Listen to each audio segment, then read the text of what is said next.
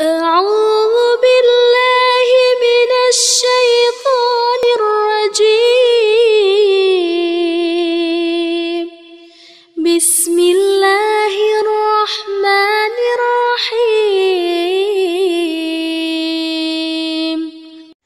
Bismillahirrahmanirrahim. Assalamualaikum warahmatullahi wabarakatuh. Bagaimana kabar anak-anak semua? Tetap sehat dan semangat kan? Alhamdulillah. Mudah-mudahan kita tetap sehat dan tetap semangat untuk belajar bersama. Anak-anak sekalian, kali ini kita akan belajar dalam suasana yang berbeda karena di musim pandemi COVID-19.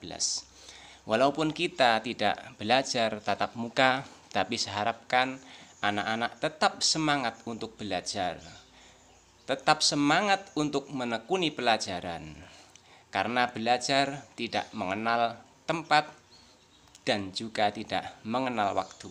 Oleh karena itu, mudah-mudahan kita tetap semangat, dan semangat. Anak-anak yang berbahagia, sebelum pelajaran ini kita mulai, marilah kita berdoa bersama-sama dengan membaca surat Al-Fatihah. Ala hadiniyah as-solihah. Al-Fatihah. A'udzu billahi minasyaitonir rajim. Bismillahirrahmanirrahim. Alhamdulillahirabbil alamin arrahmanir rahim maliki yaumiddin. Iyyaka na'budu wa iyyaka nasta'in. Ihdinas siratal mustaqim. Shiratal ladzina an'amta 'alaihim ghairil maghdubi 'alaihim waladdallin. Amin. Terima kasih. Mudah-mudahan dengan membaca surat Al-Fatihah, pertemuan kita kali ini benar-benar mendapatkan ridho dari Allah Subhanahu wa Ta'ala, sehingga ilmu yang kita pelajari benar-benar ilmu yang bermanfaat fid dini wad dunya wal akhirah. Amin ya rabbal alamin. Baiklah anak-anak, selanjutnya tema yang akan kita pelajari kali ini adalah tentang idgham bihunnah, idgham bilahunnah, sama iqlab. Di mana dari mempelajari ini diharapkan anak-anak nanti mampu memahami, mampu menerapkan, mampu mempraktikkan apa itu bacaan idgham bihunnah, idgham bilahunnah, dan iqlab dalam membaca Al-Quran. Kita tahu bahwa Al-Quran adalah kitab suci kita. Oleh karena itu, sebagai umat Islam, kita harus benar-benar mencintainya dengan cara menunjukkan salah satunya kita selalu istiqomah dalam membaca Al-Quran. Karena apa? Rasulullah Muhammad SAW pernah bersabda, Iqra'ul Qur'ana fa innahu ya'ti yaumal qiyamati syafi'al li ashabi. Kalian semua bacalah Al-Quran, karena sesungguhnya Al-Quran itu akan datang besok di yaumil qiyamah sebagai penolong bagi para pembacanya. Oleh karena itu, mudah-mudahan itu menjadi penyemangat kita untuk makin cinta Al-Quran dan makin istiqomah dalam membaca Al-Quran. Baiklah anak-anak, sudah siap semuanya? Oke. Tadi sudah saya sampaikan bahwa yang kita pelajari adalah memahami, juga menerapkan hukum bacaan idgham bihunnah, idgham bilahunnah, sama iqlab. Akan tetapi, agar kita lebih fokus dan lebih cepat mengerti, pembahasan ini akan kita jadikan dua pertemuan. Yang pertama, pada hari ini kita akan fokus kepada bacaan idgham bihunnah sama idgham bilahunnah. Sementara bacaan iqlab nanti akan kita pelajari pada pertemuan kedua, dan sekaligus untuk mempraktekkannya dalam membaca Al-Quran. Anak-anak yang berbahagia, yang pertama adalah idgham. Secara bahasa, idgham artinya adalah meleburkan atau memasukkan. Kita ulang. Secara bahasa, idgham artinya adalah meleburkan atau memasukkan. Dalam hukum bacaan Al-Quran, idgham berarti meleburkan atau memasukkan nun mati, huruf nun mati atau tanwin. Sehingga nun mati atau tanwin itu bunyinya tidak kelihatan karena menyatu dengan huruf yang dimasukinya. Saya ulang bahwa dalam hukum bacaan Al-Quran, idgham itu artinya meleburkan atau memasukkan nun mati atau tanwin, sehingga nun mati atau tanwin tersebut bunyinya tidak kelihatan karena sudah menyatu dengan huruf yang dimasukinya. Nah, secara istilah, idgham adalah bacaan yang terjadi ketika nun mati atau tanwin bertemu dengan salah satu huruf idgham. Ini secara istilah, idgham itu bacaan yang terjadi karena adanya nun mati atau tanwin yang bertemu dengan salah satu huruf idgham. Paham kan? Ya. Kita lanjutkan. Nah, lalu apa saja huruf idgham tersebut? Huruf idgham itu jumlahnya ada 6, yaitu ya, nun, mim, wawu, lam, dan ro. Ada 6, ya, nun, mim, wawu, lam, dan ro. Anak-anakku yang berbahagia, kita ketahui bahwa bacaan idgham itu dibagi menjadi 2. Seperti tadi yang sudah kita sampaikan di depan, ada idgham bihunnah dan ada idgham bila hunnah. Jadi ada 2 bacaan idgham yang berkaitan dengan nun mati dan tanwin. Ini ada bacaan idgham bihunnah dan juga ada bacaan idgham bila hunnah. Karena itu akan kita pelajari satu persatu bagaimana, apa, dan seperti apa idgham bihunnah dan seperti apa idgham bila hunnah. Baiklah, yang pertama idgham bihunnah. Hunnah artinya mendengung.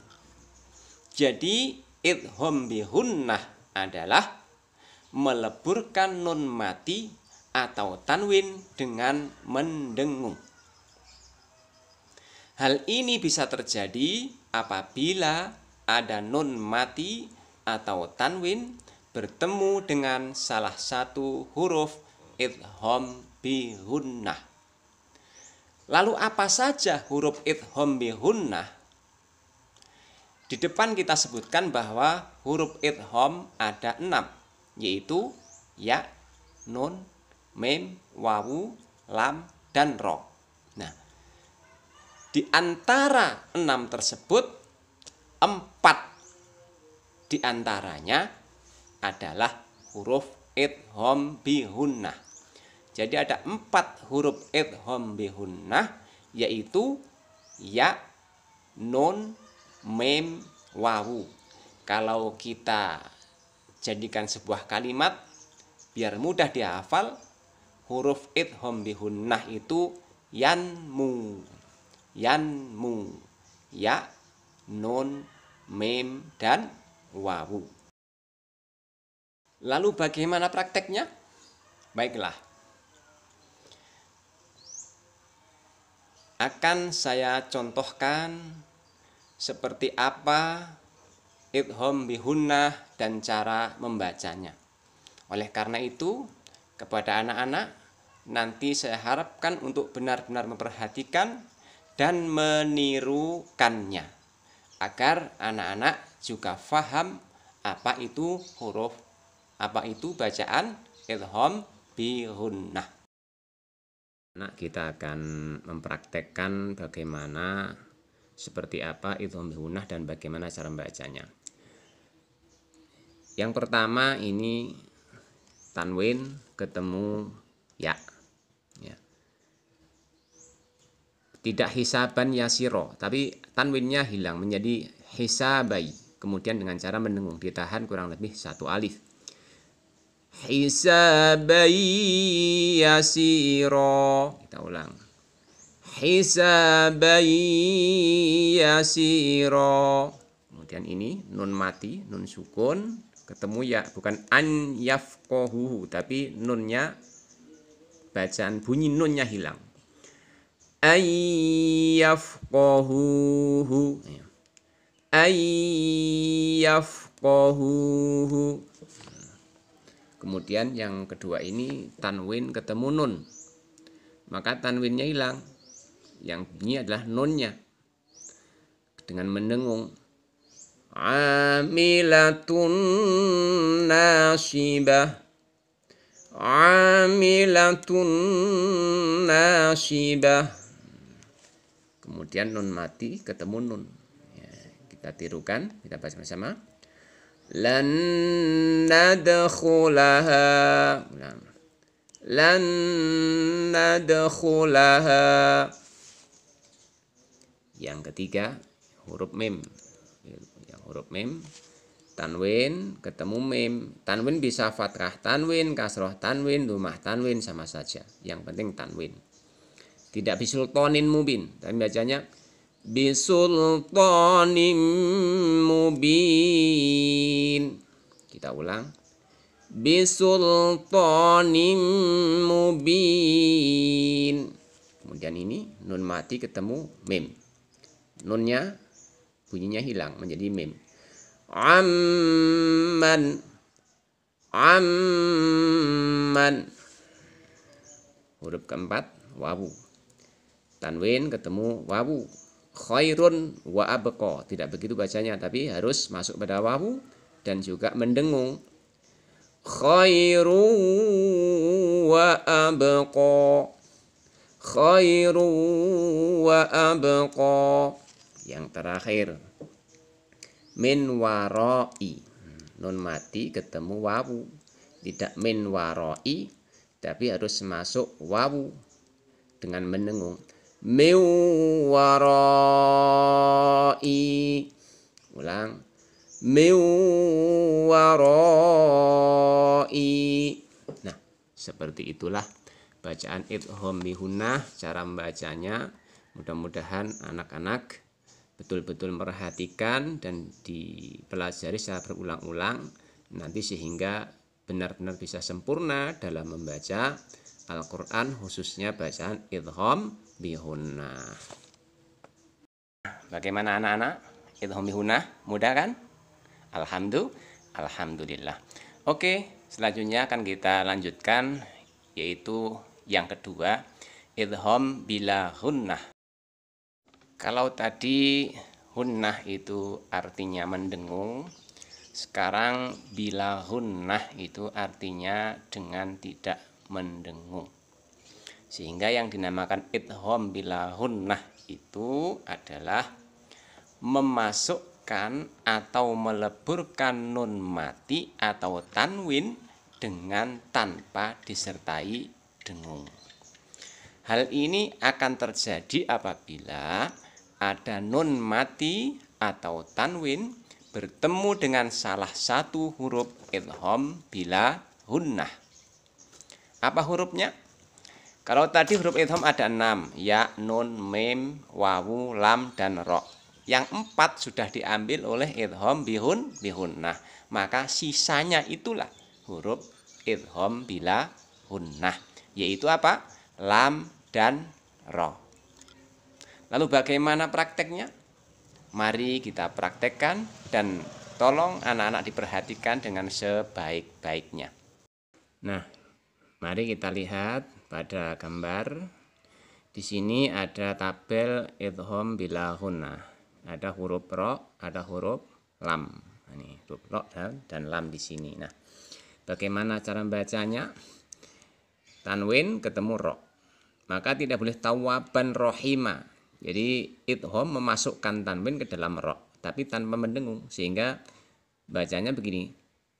Tawwabar rahima. Kita ulang.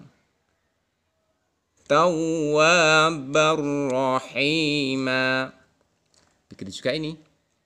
Ada nun mati ketemu ro. Tidak boleh min rahmati. Harus masuk ke dalam ro, kemudian masuk dalam ro maksud saya, kemudian tanpa dengung. Mir rahmati. Mir rahmati. Begitu juga ini lam. Ini ada lam, nun ini tanwin. Bisa fathah tanwin, bisa kasroh tanwin, bisa dhammah tanwin, tapi kebetulan kasroh tanwin ketemu lam. Tidak boleh tanwinnya berbunyi bimu'minin lana, tidak boleh. Harus masuk dan tanpa dengung. Bimu'minil lana. Kita ulang. Bimu'minil lana. Begitu juga ini. Nun mati ketemu lam. Maka bunyi nunnya tidak ada, tidak terlihat, masuk ke dalam lam, kemudian tanpa disertai dengung. Gini bunyinya. Yubayyin lana.